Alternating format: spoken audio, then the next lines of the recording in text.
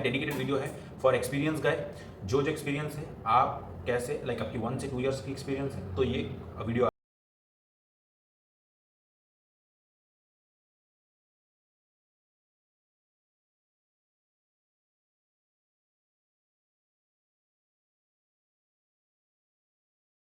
Questions for fresher, क्या क्या आपको नोट डाउन करना है।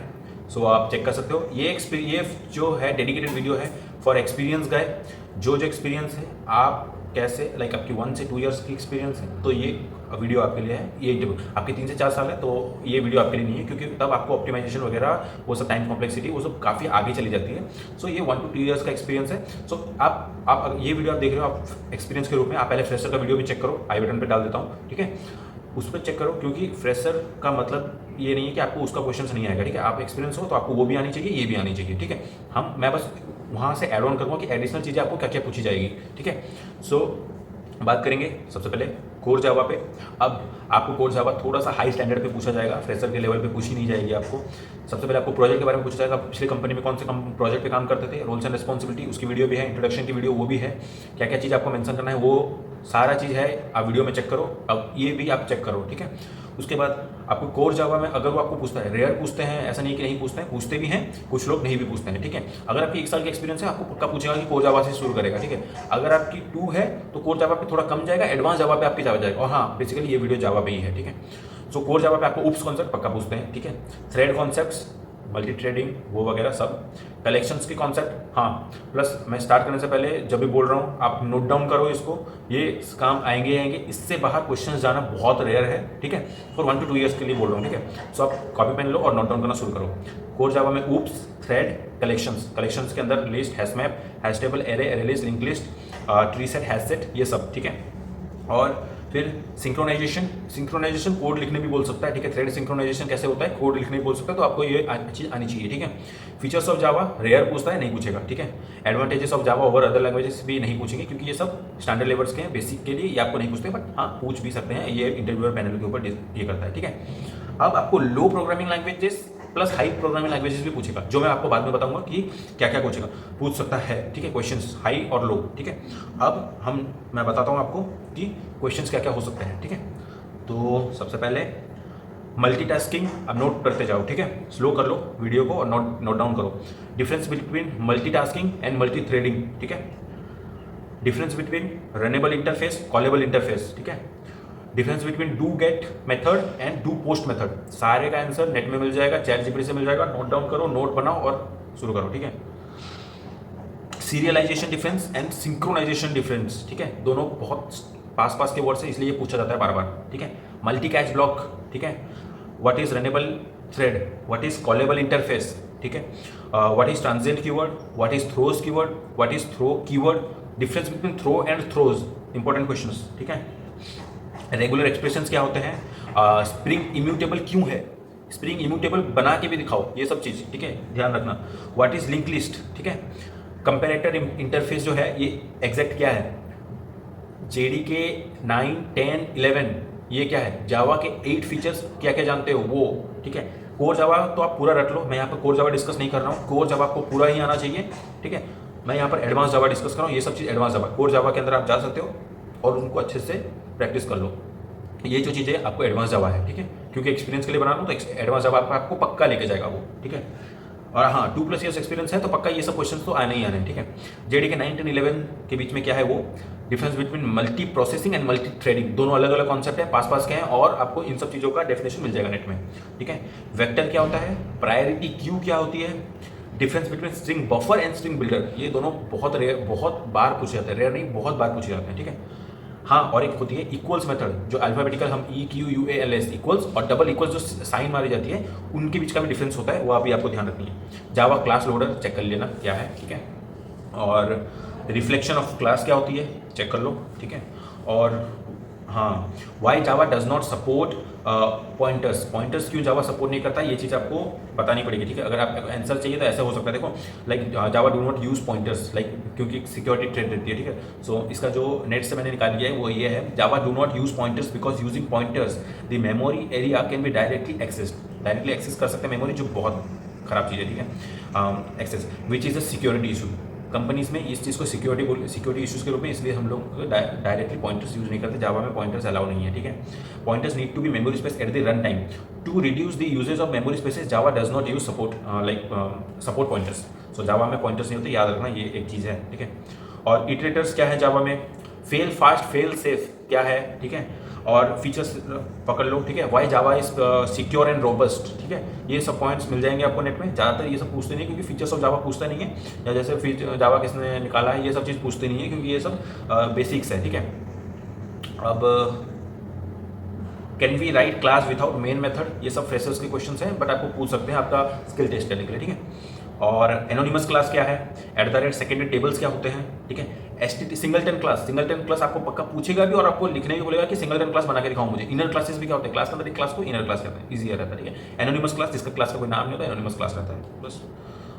HTTP मेथड्स याद रख लेना, क्योंकि HTTP मेथड सबको आता है, क्योंकि हम लोग वेब सर्विस बना रहे हैं, तो भाई चाहिए ही चाहिए HTTP मेथड्स। HTTP 200 किस लिए यूज़ होता है, 201 किस लिए होता है, 404, 500, 501। स्ट्रीम APIs पक्का रख लेना भाई। स्ट्रीम APIs आपको यूज़ करके, लामड़ा वगैरह यूज़ करके आपको कोड लिखने के लिए पक्का बोलेगा ही बोलेगा, ठीक है। स्ट्रीम्स पे ये लोग आजकल बहुत खींच रहे हैं, ऑप्शनल क्लास भी यूज़ करने के लिए बोल सकता है, ठीक है। अब आपको नेक्स्ट क्वेश्चन जो पूछेगा, कलेक्शंस, सारा का डिफरेंस, सारा का ये इसके हिसाब से उसके हिसाब से क्या चीज़ है। कलेक्शंस का मैंने बोल दिया, list, set, map, array, array list, link list, vector, array list, hashset, hashmap, iterator, list iterator, hashset, hashmap, tree set, comparator, comparable. Difference between comparable and comparator note करते जाओ। मैं स्पीड बोल रहा हूँ, वरना काफ़ी बड़ा हो जाएगा वीडियो, इससे बाहर नहीं आएगा क्वेश्चन, मैं इसलिए बोल रहा हूँ, इसको नोट करते जाओ, ठीक है। So next, just a second. So next, collection and collections के बीच का डिफरेंस, ठीक है। इटरेटर क्या, इटरेटर के बीच में इटरेटर क्या है ये आपको देखनी है। इटरेटर लिस्ट क्या है ये, इटरेटर मैप क्या होती है, ठीक है। हैश कोड और इक्वल्स मेथड के बीच का डिफरेंस। और हाँ, हैश टेबल इंटरनली कैसे वर्क करता है, हैश मैप यूज़ करता है, वो आप चेक कर लेना, ठीक है। और क्या पूछ सकते हैं, ठीक है। एनोटेशंस, काफ़ी इंपॉर्टेंट एनोटेशंस रहते हैं, पक्का पूछते हैं, ठीक है। स्पीड बोल रहा हूँ, स्लो करके आप देख लेना। @AutoWire, @controller, @request mapping, @model mapping, @request parent, @request rest controller, @get mapping, web services के 4, post mapping, get mapping, put mapping और अपडेट डिलीट मैपिंग, ठीक है। और पुट मैपिंग जो होती है वो अपडेट मैपिंग को कहते हैं, ठीक है। Path variable, path variable, component, variable, ID, generated value. Spring security के कॉन्सेप्ट्स आते हैं, कॉन्फ़िगरेशन, एनेबल वेब सिक्योरिटी, ये सब कॉन्सेप्ट्स, ये सब चीज़ें हैं। आप जो एक्सपीरियंस है उनको हल्की हल्की समझ में आ रही होगी, नहीं समझ में आ रही है आप बेसिकली नेट पे जाओ और मार के इन सब का आंसर निकाल लो, ठीक है। आपको याद रहना चाहिए ये सब, ठीक है। ये सब पक्का पूछ रहा है, क्योंकि अब जैसे थोड़ी स्टैंडर्ड बढ़ रही है रिसेशन के कारण ना, ये सब ज़्यादातर पूछा जा रहा है, इनसे थोड़ा भी हार्ड आगे बढ़ रहे हैं, बट ये सब में रहता है। अगर ये सब चीज़ें आप सीख लेते हो तो आपको पूछ लिया जाएगा, ठीक है। इन सब चीज़ को आप एक बार माइंड में रख लो, कोई हार्म नहीं है, ठीक है। सो अब दूसरा क्या है, हाँ बट अब हाइबरनेट पे आता है, क्योंकि हाइबरनेट अगर आप हाइबरनेट डाले हो तो हाइबरनेट से क्या क्वेश्चंस पूछ सकते हैं, सो वो करते हैं, ठीक है। Hibernate, what is hibernate, ORM किसे कहते हैं, ऑब्जेक्ट रिलेशन मैपिंग, ठीक है। HQL क्या है, हाइबरनेट क्वेरी लैंग्वेज, ठीक है। JPA, ठीक है, जावा परसिस्टेंट API, ठीक है, यूज़ करता है JPQL, ये सब क्या है आपको जानना है, ठीक है। JPQL जावा परसिस्टेंट क्वेरी लैंग्वेज यूज़ करता है, ठीक है। परसिस्टेंट इन हाइबरनेट क्यों कहते हैं ये सब आपको जानना है। सेशन इन हाइबरनेट बहुत इंपॉर्टेंट रहती है, आपको पूछता है सेशन फैक्ट्री क्या है। और जो सबसे इंपॉर्टेंट हाइबरनेट के अंदर होती है वो है मैपिंग, ठीक है। 1 to 1 mapping, 1 to many mapping, many to 1 mapping और many to many मैपिंग, ये सबको आपको जानना चाहिए, ठीक है। और इन सब के कोड आपको लिखने आने चाहिए, ठीक है। उसके बाद ट्रांजैक्शन इन हाइबरनेट, ट्रांजैक्शन कैसे किया जाता है हाइबरनेट में, ये आपको जानना है। Difference between JPA and hibernate, ये भी याद रखना है, ठीक है। और हाइबरनेट का एक कॉन्सेप्ट रहता है लेजी लोडिंग और ईगर लोडिंग, ठीक है। लेजी लोडिंग हम ज़्यादातर यूज़ करते हैं, क्यों यूज़ करते हैं, और लेजी लोडिंग क्या है, ईगर लोडिंग क्या है, ये आपको जानना है, नेट में मिल जाएगा, ठीक है। हाइबरनेट का लाइफ साइकिल सबसे ज़्यादा इंपॉर्टेंट रहता है, वो पूछ देते हैं, बार बार पूछते हैं कि हाइबरनेट का लाइफ साइकिल कहाँ से शुरू होता है, कहाँ पे खत्म होता है, ठीक है। लाइक ट्रांजिएंट से शुरू होता है, अगर मैं बता दूँ थोड़ा सा, ट्रांजिएंट से शुरू होगा, परसिस्टेंट पे जाता है, और फिर टेस्ट स्टेटस, रिमूव स्टेटस, उसके अंदर ये आगे पीछे घूमते रहते हैं, ठीक है। JDBC वर्सेस हाइबरनेट, हम क्यों JDBC छोड़ के हाइबरनेट यूज़ कर रहे हैं, ये आपको जानना चाहिए, ठीक है। गेट मेथड और लोड मेथड, ये हाइबरनेट के अंदर आते हैं, क्यों आते हैं, क्या आते हैं, क्यों हैं, ये आपको चेक करना है, ठीक है। अब आते हैं SQL पे, ठीक है। हाइबरनेट पे इतना ही पूछेगा, इससे ज़्यादा पूछना थोड़ा रेयर रहता है, ठीक है।